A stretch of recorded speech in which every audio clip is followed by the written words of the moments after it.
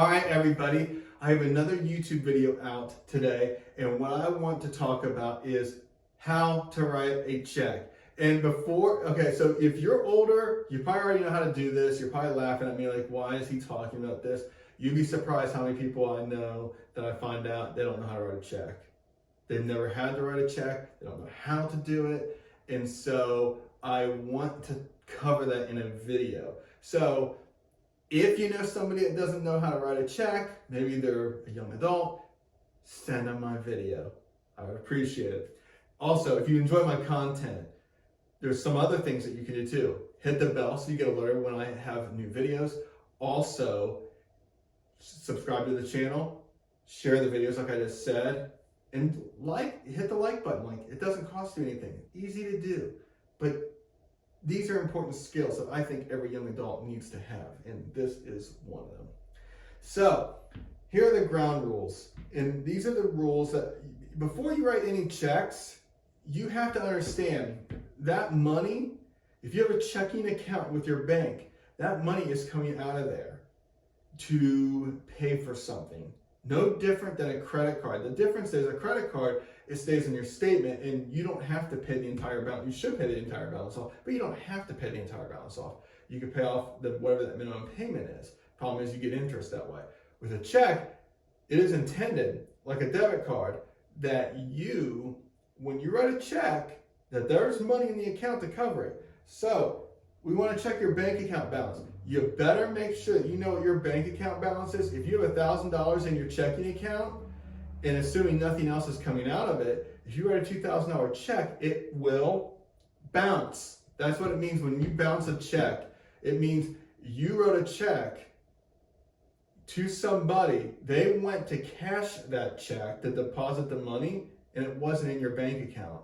Sometimes you'll see it's like insufficient funds, but you basically bounced a check. You wrote a bad check. Do not do that because it can get you into trouble. It can also rack up overdraft fees, and you don't want those kind of fees because those could be 35, 40, 50 bucks.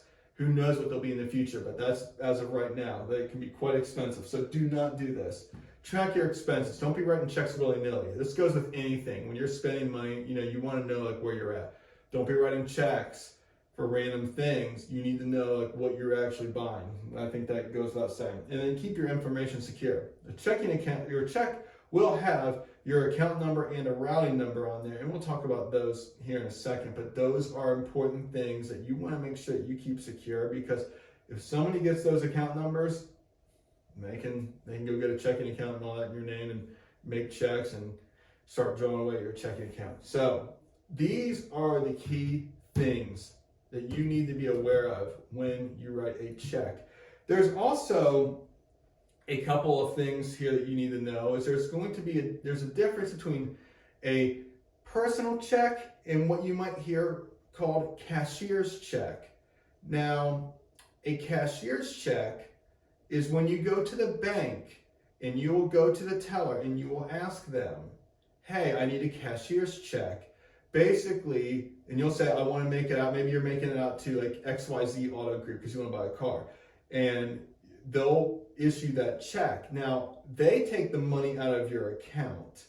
The bank is basically guaranteeing that check is good. So when you do a lot of times people want cashier's checks because they want to know that the money's there and they don't want to deal with the overdrafts and all of that. So a cashier's check is when you literally will go to the bank, you'll ask them to do it, and they will write up a check, and they will also take that money out of your account right then and there. So it's basically, think of it like a guaranteed check.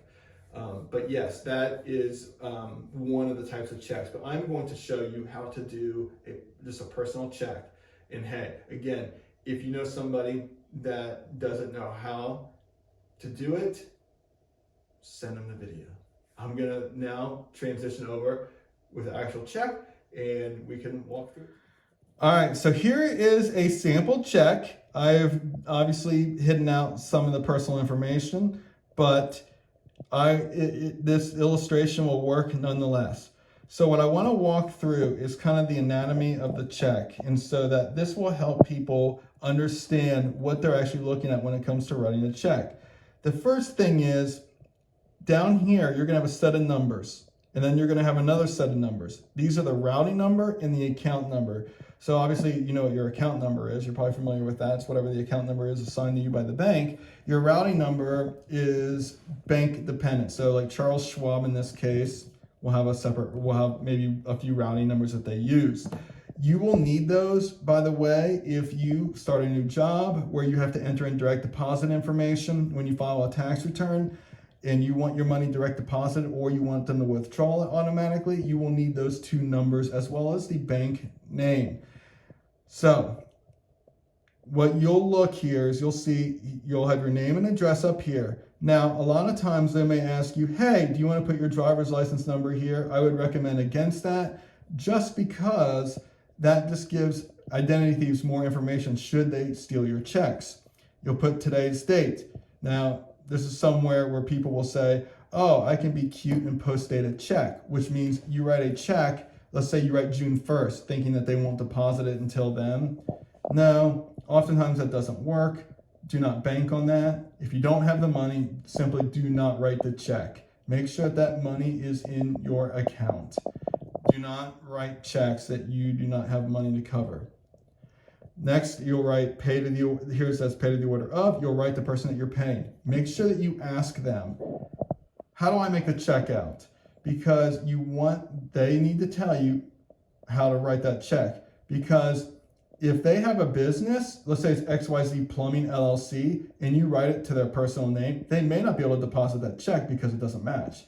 So you want to make sure, or vice versa, if they're doing like a side hustle and they happen to be using their personal account, which I wouldn't recommend, but if they're doing that and you put some other name on there, they may not be able to deposit that money. So you may always ask them how to make this out.